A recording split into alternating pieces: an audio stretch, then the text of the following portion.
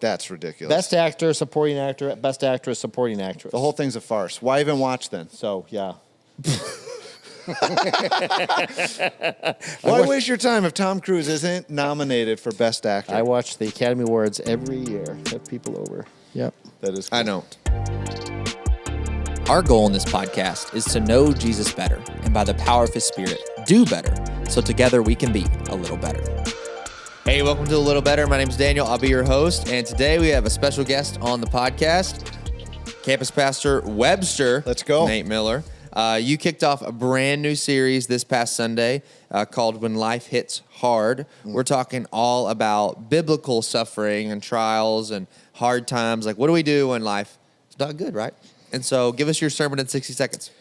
Okay, sermon in 60. Yeah, as you said, like we all bump into moments in life that we don't understand. That could be a trial, that could be a suffering. And so we're trying to take those experiences and yet also these beliefs that God is good, that God is in control, can do things. And so how do those things reconcile? How do those things come together? And so week one, I really just tried to give kind of a framework and that 30,000-foot view of how God views trials and even how he uses trials in our lives to help us actually grow and refine, improve our faith, and ultimately be able to experience even joy in the midst of that process. So that was sermon in 60. Nice. That's How awesome. close was he? He was pretty close. He was definitely under 60 seconds, but yeah, it's good.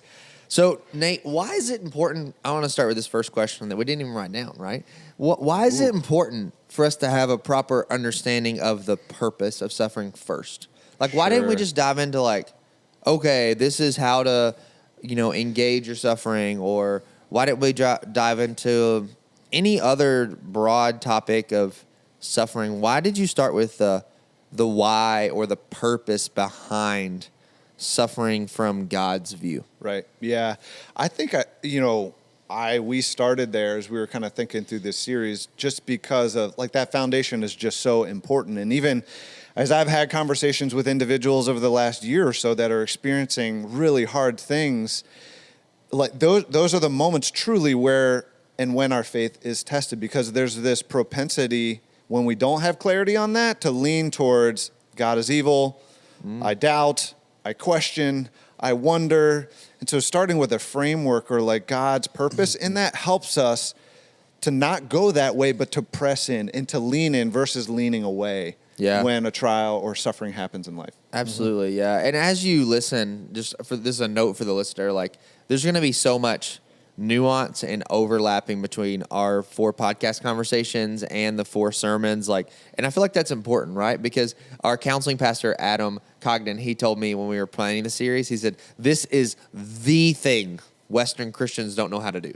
Right. He said, this is the thing that we have no clue how to do well. And Brad, you brought up a reference in our side conversation in the hallway of Tim Keller's book. And Walking with God Through Pain and Suffering. I think that's the correct title. Okay. But I remember reading that book years ago, and chapter 1 just blew me away. And I've heard Keller talk about it since too. But it really is, almost any other faith tradition, philosophy, religious tradition throughout history around the world has an answer for suffering. Now, it might be the wrong answer. Sure. Right, but they understand some purpose or context for suffering.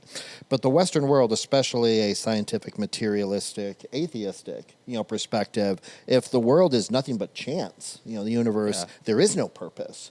Then what is suffering? There can be no purpose for suffering, and suffering must be avoided at all costs. That's just it has to be avoided at all costs.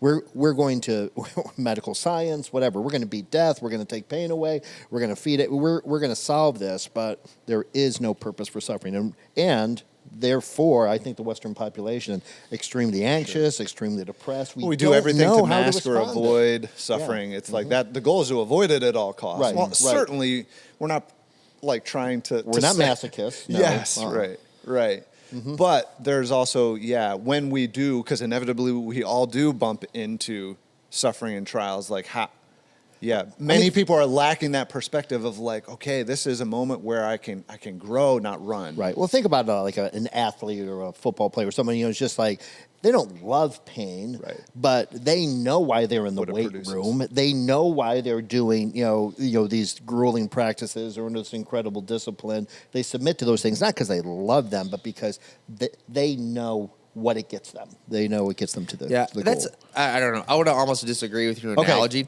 Change it. Your illustration of the weight room, because like they are like they made the choice to enter into that That's like true. well, but like That's very true. maybe it's just an unhelpful like picture. Yeah. But like I almost like I loved your framing of the culture and like in the sense of like every other culture for the most part knows what kind of mindset you need to take on or perspective you need to have in the midst of pain in your life. Even if you are the one who didn't directly like do something wrong per se, because I mean, in later weeks, we're going to talk about like the different sources of suffering in our life and things like that. But other cultures almost know like, oh, this is an opportunity to learn. I was talking with a friend literally last night who's in kind of a rough situation at his job, and he doesn't know what's the next step for his life. And he's came like almost full circle. We've talked multiple times over the past several months, and he was in this place months ago where he's like, this sucks. I just want out. Like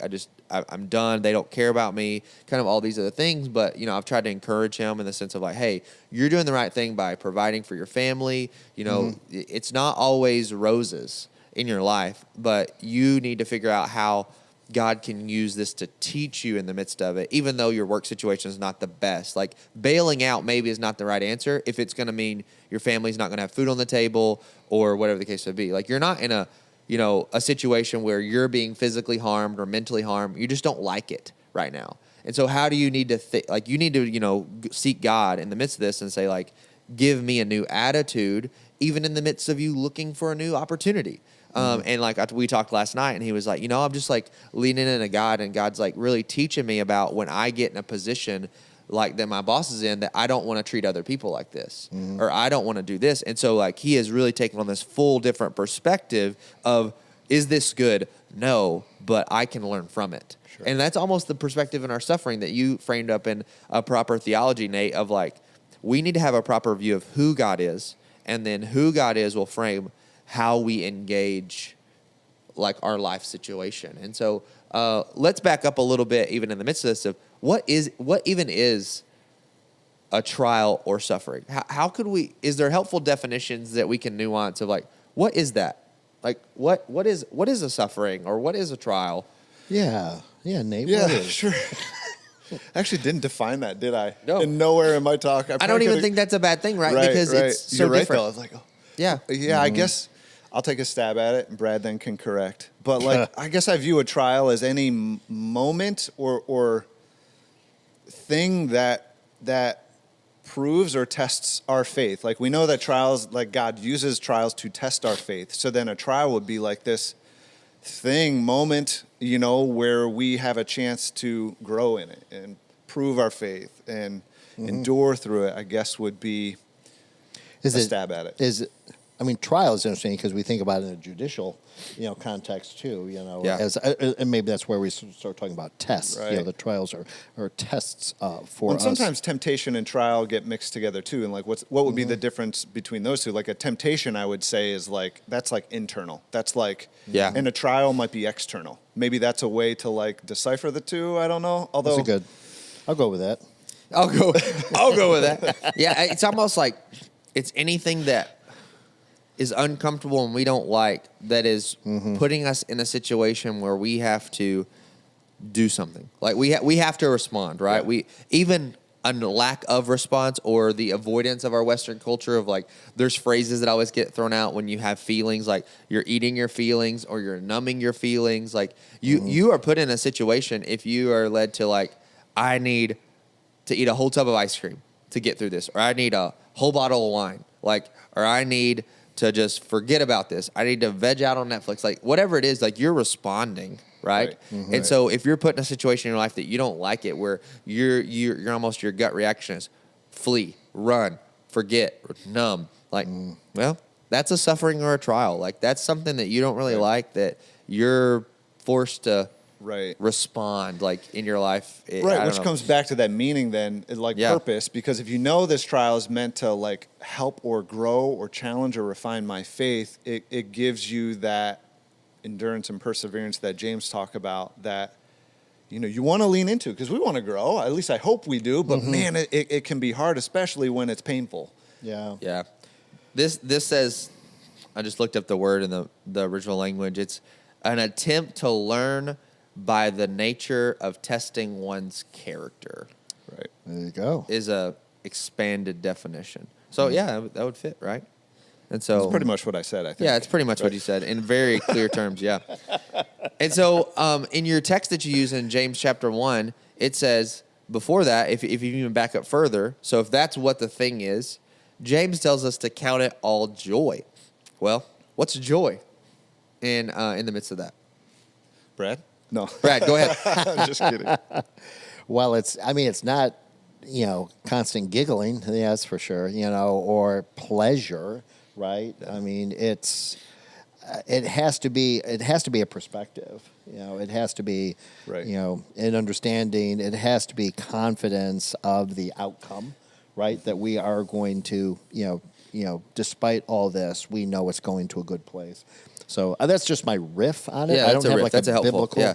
So definition. if James tells us to count it all joy, consider it of good intention, a good outcome, expression of gladness, like it's okay. This is okay because I know the end result is good. Like if that's what our mindset is when we experience these struggles, these trials, if you will. Nate, you challenged us at the end of your message to have faith and trust God, go to God in prayer in the midst of these things. But how do I have faith in that season of life when it's like, I don't like this, I don't want this? Like, because most of the time I feel like our prayers in difficult season of life is asking God not to teach us in the midst of it, but most of the time our prayers are like, remove it. Yeah. Like that's what we want to pray, right? If we're going through a trial, my first gut prayer is not, God, teach me to be more like you. My prayer is like, God, stop this. Yeah, well, Like, it quit. it comes back to this mindset, I think, that's so prevalent in our world and culture today, Yeah. of just comfort. Yeah. And so our prayers revolve around safety and comfort, when God might actually be trying to push us out of that comfort because there's something that he wants to teach us and show us that's going to help us become more like Christ. And that's where that perspective of trials and suffering come in, of like, God's doing something. He's trying to chisel something out of me because it ought not to be there. And there's a goal here that I look more like Jesus. And no, that's like where the joy comes from, of like, that sounds really weird and hard, but that joy of like, man, I know God is doing something here, allows us then to pray in a way that isn't, God, just remove it, but God, help me to see the thing you're trying to help me see here. Not just, I want to, be comfortable again or not experience pain again, but I want to see you, and I want to see you in me, refining me.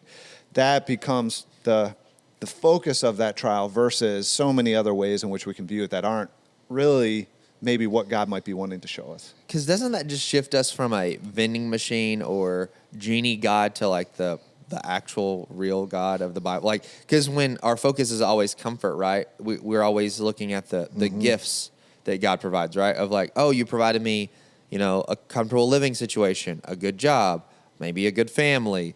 Like, you just have me here in this place. And then if something riffs any of that and we're praying, God, take that away, we're basically saying like, leave me, let me exist in how I like my life to be, and not this. We're more focused on the external pieces of life, comfort, joy, pleasures, versus like, God, shape me, mold me, chisel me into who you want me to be in the midst of that. Like, but when we have that as a mindset, of minor, I don't like using the term minor suffering, but like when it's a comfort level suffering, it's easy for us to say like, oh, remove this. But like there's heavyweights in our current era. Like we talk about like Johnny Erickson Tada, like a legend when it comes to talking about God refining our character through our pain. in so many good resources that she has provided in her talks and her books and things like that, of like someone who is bound to a wheelchair for the extent of her life and saying, I can worship God, serve God faithfully, even in the midst of all of this. And so when we are hit and faced with these, monumental, like life-altering, my life will never be the same sufferings, when we have that proper theology, we can see that as count it all joy versus like, oh, I went through a rough patch. And so I don't like equating, like, because everyone's suffering is unique to them. Yeah, everyone And has it a is different suffering. list.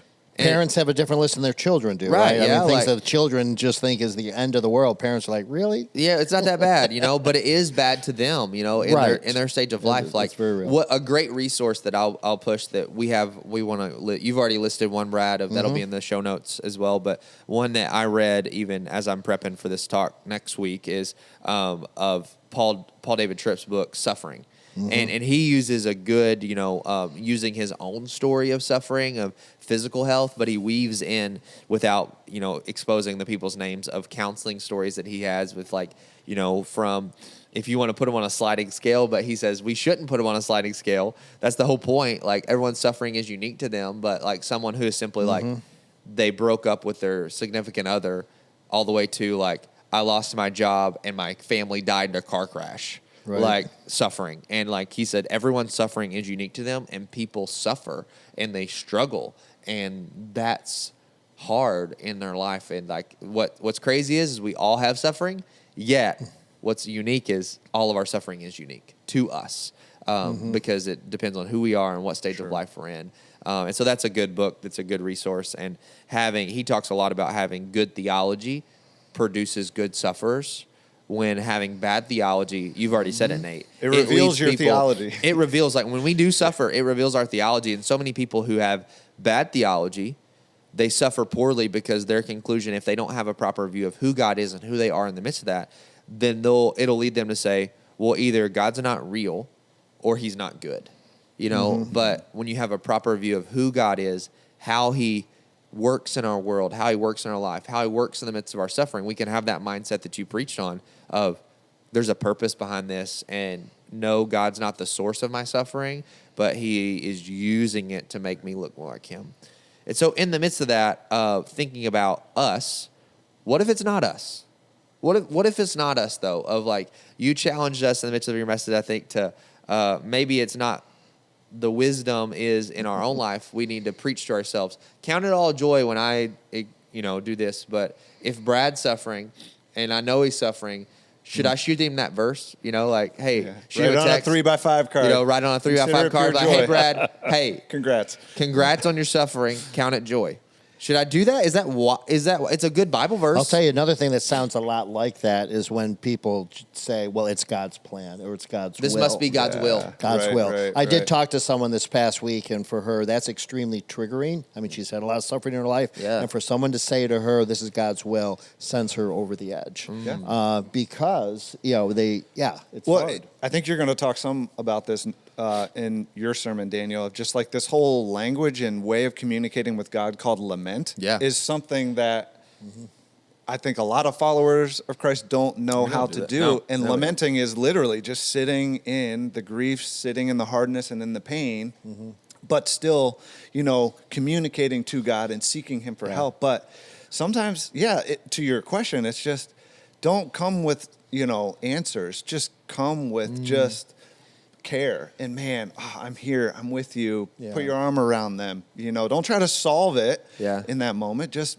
be present. It's almost like it reminds me of like the biggest thing that I hate. This is like one of the moments I hate in life is if you've ever stood at a receiving line at a funeral, right? Someone you love.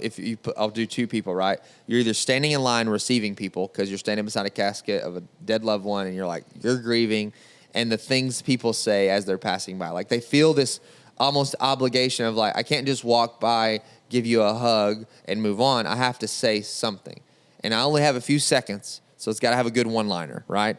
And the things that people come up with to say, most of the time they come from a place of like, I need to fix how they're feeling. I need to solve this issue. But the reality is when someone's in suffering and pain, you don't need to solve it. Right. You don't need to do it. And then the other person is like, when I'm in the line, of trying to console or comfort someone who is grieving, trying to think of something to say. I'm like, what am I going to say? Right. I don't know what to do. I don't have the answer. And that's kind of the point, right? Yeah. We And don't that's- have the answer. That's the point too. Like it's coming from a good place. It is coming from a good people place, are desiring to man, they're hurting and broken Oh, for you. yeah. But and this is where we have to learn and grow. Is the solution isn't just to remove the pain, give the solution. It's just to say, man, I love you. I'm with you. I'm here for you. That's all I say. Literally, it's like, hey, if you need anything, I'm always here. Yeah. And that's all Right. that's my go-to line, is because it's like, I mean that. I'm genuine, but I know that I can't fix this. I can't fix the situation. I can't bring them back to life. And even if they're a follower of Jesus, when people say, it's a good thing they're in heaven. They're in a better place. It's like, Yeah, they're in a better place. I'm not. I'm not. And I I'm want to punch you in the suffering. throat right now. It's just but that's the honest truth of we can't come with solutions and let me fix this right now. Right. And I think even a guideline too is when someone is suffering or you're walking alongside someone, the only time, and maybe only is a little bit too strong, but the only time you should be bringing a solution is maybe if they're asking or they're inviting, then it's all right. And even that, you want to be careful and do it with grace, but then you can point to perspective and God's view. But man, if someone's suffering and they're not asking, don't give it unless they invite it. That's so huge. Yeah. I think of that all the time. Yeah, definitely. I've heard that as advice for parents with adult children too, right?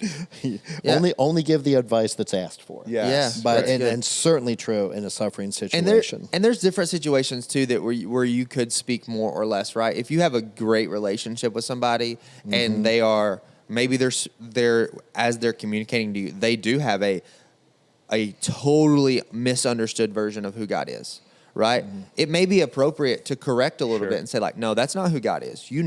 God is not that. In this, or whatever the case may be, or I used the example of my friend earlier in this, right? I had that relationship with him where I'm like, hey, you need to have a different perspective on this. And it may vary on different things. It's so situational, but Yeah, you're right. it is situational, right? But where you have to know the situation of the whole point is we may be letting the cat out of the bag of later weeks, but we just can't be Job's friends, right? Where Job, in the book of Job, they're constantly you're wrong, you this, you that, and they just constantly, they're we know why this is happening. Well, but here's the solution. Right. But the interesting thing is that his friends nailed it for a week. Yeah. Because they came and they sat for a week in silence. Yeah. That part they got right. But then, then they screwed And then they screwed it all up. They blew it all up, right? Yeah. And so it's we don't offer solutions, but we offer our presence. I think that's just that's a easy, solution in the midst of that. So as we think about suffering, Brad, you've already given us one resource of that Tim Keller book. I've given us one resource on Paul Tripp. Nate, do you have another resource that you hey, I would just highly recommend this? Or we may both have other things that we want to recommend. For sure. Definitely Mark Vroegop, I think I is how always you say struggle his to name. say his last name well, but he wrote a really, really good book that I would strongly encourage. I'm blanking on the name. Is it New Mercy? Dark Clouds, Deep Mercy. Yeah, Dark Clouds, Deep Mercy. That is a really, really, especially if you're trying to learn the language of lament, he really dives into lament and what that means and what that looks like. But that's I'm going to shout him out next week in my sermon because that's his formula is what I'm using. So of how to lament well. Yeah, but that's a wonderful book. The Buffalo Bills also have a YouTube channel, so you can also grieve quite a bit through that channel or learn to suffer.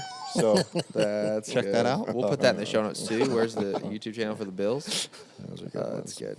Anything else, Brad, that you would add? What's one more thought that we want to leave people with that really has struck you either from Nate's sermon or this conversation today? What's one final thought that we'll leave everybody brilliant with? thought did I share, No, Brad? We'll I go don't know. Brad, Nate, and then I'll wrap us up. All right. For me, it's just like everything, right? It's about faith. And despite what you're going through, do we still believe that, God is good and God is in control? So I'm in point A, and there's point B. And I like point B. Point B is to be conformed to Christ, to be mature, whatever.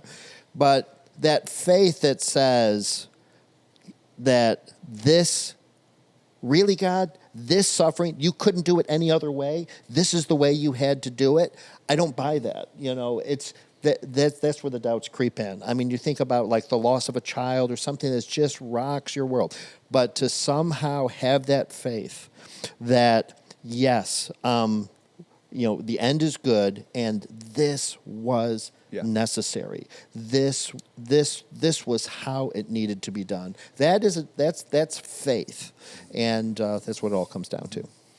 That's great, Brad. Really good. I think as I think back on that talk, my hope was that I would be able to provide hope to people to kind of have that category of faith out there, that you can truly withstand any circumstance that this world or this life can throw at you. That there's that category of faith, that category of endurance that can be found and known in Christ. Like I shared the story of my friends. Like I want that kind of faith, and I think that's the kind of faith that leaves a mark on us, gives us hope to endure whatever struggle life might throw at us. That we can endure. We can get through it.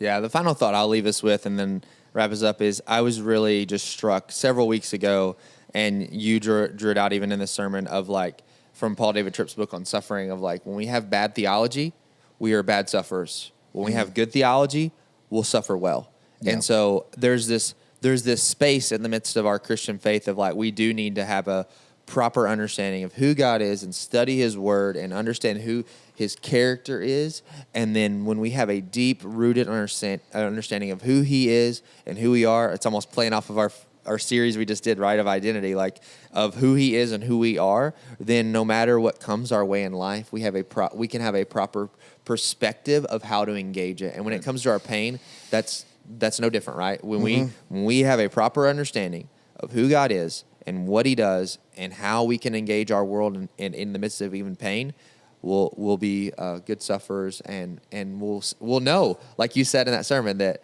David's in there. Michelangelo, he's just got to chisel it out, and that's what God's doing in our life. He's chiseling. He's using that as a tool. Maybe he's not the source of it, but he's redeeming it. He's renewing it, and he's renewing us through it. And so thanks so much for listening to this episode of A Little Better. We hope you'll be back next week as we continue this conversation all about pain and suffering and what's the point of all this. We'll see you next week.